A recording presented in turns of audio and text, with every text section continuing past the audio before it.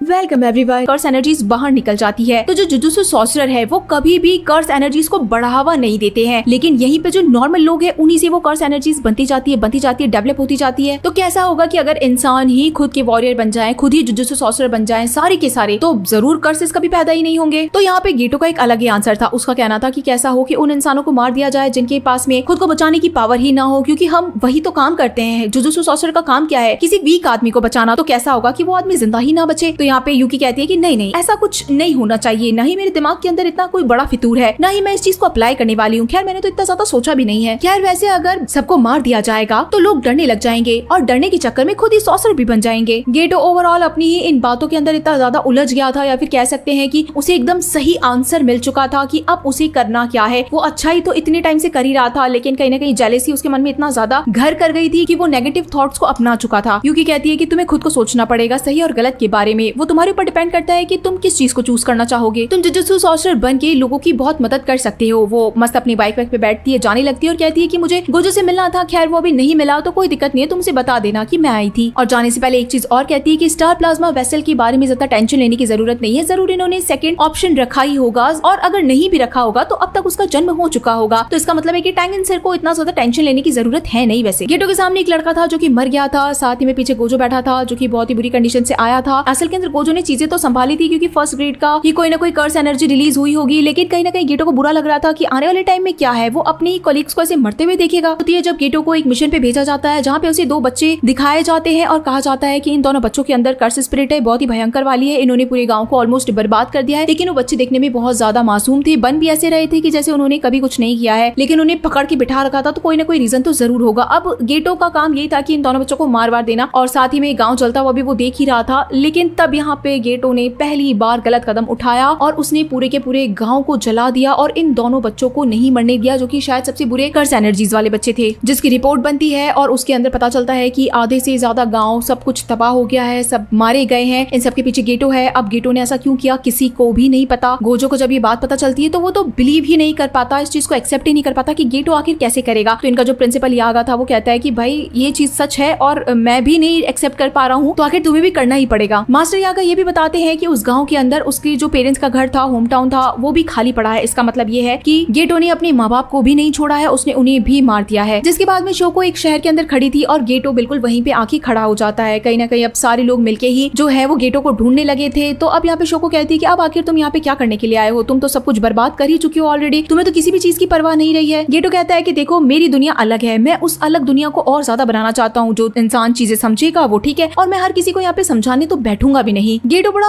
अजीब सी स्माइल देके खुश होकर बता रहा था कि हाँ उसी ने ही इतने सारे लोगों को मारा है। शोको यहाँ पे गोजो को कॉल कर देती है कि उसे गेटो मिल गया है तो वो उसे बात करने के लिए आ सकता है। गेटो यहाँ से निकल ही रहा था, इतनी देर में गोजो उसे आके रोक लेता है और पूछने लगता है कि आखिर तुमने ऐसा क्यों किया, क्यों इतने सारे लोगों को जान से मारा। गेटो का कहना था कि तुम्हें भी पता चल ही गया होगा कि आखिर मैं लोगों को अब नहीं जिंदा छोड़ूंगा, जो लोग पहले से ही कमजोर हैं उन्हें जिंदा रहने का हक भी नहीं है, सिर्फ और सिर्फ अच्छे लोग मजबूत लोग ही जिंदा रहेंगे। तो गोजो का कहना था कि तुम्हारा दिमाग खराब हो गया है क्या, यहाँ के लोगों को देखो, हर कोई तुम्हारे जितना कोई ताकतवर हो सकता है क्या, ऐसे तो तुम पूरी दुनिया को खत्म कर दोगे। देखो ये चीजें बिल्कुल इम्पॉसिबल है, तुम आखिर ये चीजें क्यों करना चाहते हो, हर कोई इतना केपेबल हो ही नहीं सकता। तो यहाँ पे गेटो कहता है कि इसका मतलब है कि अगर तुम होते तो तुम कर पाते, यानी कि तुम मुझे चैलेंज कर रहे हो, तुम खुद को समझते क्या हो, तुम सबसे ज्यादा ताकतवर हो, तुम सातोरू गोजो हो इसलिए ज्यादा ताकतवर हो, या फिर तुम ताकतवर हो इसलिए सातोरू गोजो हो। कहीं ना कहीं कह सकते हैं कि गोजो को बहुत गलत क्वेश्चन किए जा रहे थे। गोजो ने खुद ने थोड़ी ना ये चीजें सेल्फिश होकर खुद के लिए बनाई थी, लेकिन गेटो अब तक बहुत नेगेटिव बन चुका था। गेटो अगर गोजो जितना ताकतवर होता, उतना पावरफुल होता, तो अब तक तो वो अपनी दुनिया बनाना शुरू कर चुका होता, लेकिन गेटो को अभी पावरफुल बनना बाकी है और अब वो खुद की दुनिया पे ही काम करेगा। गोजो को बहुत बुरा लगता है, वो कहीं ना कहीं रेडी था उस पर अटैक करने के लिए, लेकिन फिर भी कहीं ना कहीं रुक जाता है। तो गेटो कहता है कि तुम मारना चाहो तो मार दो, लेकिन चीजें बदलेंगी नहीं, क्योंकि गोजो को लग रहा था कि कोई ना कोई कभी ना कभी तो ऐसा जरूर करेगा। और गोजो शांत हो जाता है, जिसके बाद में वो मास्टर यागा से बात वगैरह करता है, आपस में दोनों बातचीत करते हैं कि आखिर गेटो को क्या हुआ है। जो भी बातचीत होती है वो गोजो बताता है मास्टर यागा को कि वो किस तरीके से क्वेश्चन कर रहा था कि कौन ज्यादा ताकतवर है, कौन किसको बचाना चाहता है। जिसके बाद में सीन सीधा स्टार रिलीजियस ग्रुप के ऊपर शिफ्ट हो जाता है। पहले दिखाया जा रहा था कि भाई वो तो ऑलमोस्ट खत्म हो गया होगा, लेकिन अभी उसे गेटो ने पूरी तरीके से टेक ओवर कर लिया है। काफी सारे लोग उसके भाषण वगैरह सुनने के लिए आए थे, क्योंकि स्टार रिलीजियस ग्रुप खुद का कोई नई जगह और कोई ना कोई नया रिलीजन बनाना चाहते थे, और गेटो को लगता है कि बिल्कुल परफेक्ट जगह रहेगी इस ग्रुप को, ऑर्गेनाइजेशन को अपनाने के लिए। अब गेटो ने कह सकते हैं कि इन बच्चों को अडॉप्ट कर लिया था, क्योंकि ये दोनों बच्चियां भी उसके साथ में ही थी। कोई भी गेटो की बात नहीं मानता जब गेटो अपना प्रपोजल रखता है, तो गेटो को कोई दिक्कत थोड़ी ना थी लोगों को मारने में, तो वो करता करता भी यही है, कुछ लोगों को जान से मार देता है और फिर कहता है कि मुझे नफरत है, जो लोग मुझे मना करेंगे उनके साथ में यही होगा। अब वो ऑलमोस्ट किसी को जब मार चुका था तो उसके बाद में सब लोगों को डरा चुका था कि भाई अब अगर कोई नहीं बात मानेगा तो उसके साथ में यही होगा, मुझे नफरत है ऐसे लोगों से। जिसके बाद में सीन यहाँ गोजो के ऊपर शिफ्ट हो जाता है, जो कि छोटे से फुशिगुरु से मिलने के लिए आया था। उसका बाप टोजी जो कि मारा गया था, तो उसे पता भी था कि 2-3 साल के अंदर इसे बेच दिया जाएगा, बहुत अच्छा बच्चा है, बहुत स्ट्रॉन्ग बच्चा है, तो आखिर इसके साथ में क्या किया जाना चाहिए। तो गोजो आके उसे बातचीत करने लगता है। फुशिगुरु की बातें सुन के साफ दिख रहा था कि वो बहुत ही इंटेलिजेंट बच्चा है, क्योंकि उसका बाप जो टोजी था वो उसे कब का छोड़ के चला गया था, तो ये बच्चा अब अकेला ही बड़ा हो रहा था। तो समझदार बच्चा तो वो बचपन से ही था। कहीं ना कहीं फुशिगुरु को ये चीजें पता थी कि वो ज़ेनिन फैमिली से है, बहुत बुरे लोग होते हैं, आगे जाके उस फैमिली को बेच दिया जाएगा, उसको खुद को। टोजी भी एक ज़ेनिन खानदान का ही बंदा था जो कि उसका बाप था, तो आगे जाके आखिर वो उसे करना क्या है। असल के अंदर फुशिगुरु अपने बाप के बारे में तो कुछ भी नहीं जानना चाहता था, उसे कहीं ना कहीं नफरत भी थी थोड़ी बहुत। अब ये जिनके साथ में रह रहा था तो वो बोलता है कि वो लोग अभी तक घर पे भी नहीं आए हैं। तो ओवरऑल यहाँ पे गोजो पूछ लेता है कि तुम बताओ, अभी तुम बताओ आखिर तुम्हें क्या करना है, क्या तुम ज़ेनिन फैमिली को एक्सेप्ट करना चाहोगे या फिर एक जुजुत्सु सॉर्सरर बनना चाहोगे या फिर मेरे साथ चलना चाहोगे। तो यहाँ पे फुशिगुरु कहता है कि जो जिनके साथ वो रह रहा था, लड़की और उसकी माँ के साथ में रह रहा था, तो कहता है कि उनकी लाइफ कैसी रहेगी। तो गोजो कहता है कि ये तो मुझे पता है कि अगर तुम ज़ेनिन खानदान में चले गए तो इनकी लाइफ तो बर्बाद है। तो इससे साफ पता चल जाता है कि फुशिगुरु ने बचपन से ही गोजो के साथ में रहने के लिए तय कर लिया था, तो वो जुजुत्सु सॉर्सरर स्कूल में ही बड़ा हुआ था। जिसके बाद में सीन सीधा शिफ्ट हो जाता है 2018 के अंदर, यानी कि ऑलमोस्ट 8-10 साल बाद के अंदर। और यहाँ पे जो गोजो है मस्त सो रहा था अच्छी खासी नींद के अंदर, और जो हमारे 3 सबसे मेन कैरेक्टर है यूजी इतादोरी, फुशिगुरु और नोबारा, तीनों ही गोजो सर को उठाने की कोशिश कर रहे थे। हालांकि इन सबको पता था कि गोजो सर कभी सोते नहीं है, लेकिन इस वक्त वो सो रहे थे और स्माइल करके उठते हैं। सभी पूछते हैं कि सर आप स्माइल क्यों कर रहे हैं। कह सकते हैं कि जो गोजो है वो ही अपनी पुरानी मेमोरीज को ताजा कर रहा था। हमें दिखाया जा चुका है कि आखिर गोजो के पिछले 10 साल क्या क्या रहे हैं, तो कुछ चीजें हमें दिखा चुके हैं ऑलरेडी, लेकिन अभी भी गेटो कैसे मरा होगा ये सब चीजें तो अभी भी नहीं दिखाई गई है। तो हो सकता है आगे आने वाले एपिसोड्स में जरूर दिखाई जाए। साथ ही में यूजी को भी दिखा दिया गया है, तो आगे आने वाले एपिसोड्स में हम यूजी को भी देखने वाले हैं। तो गाइस आप सभी लोगों को ये एपिसोड कैसा लगा मुझे जरूर बताइएगा। तो चलिए फिर मिलते हैं आप सभी लोगों से अगले एपिसोड में, तब तक के लिए टाटा।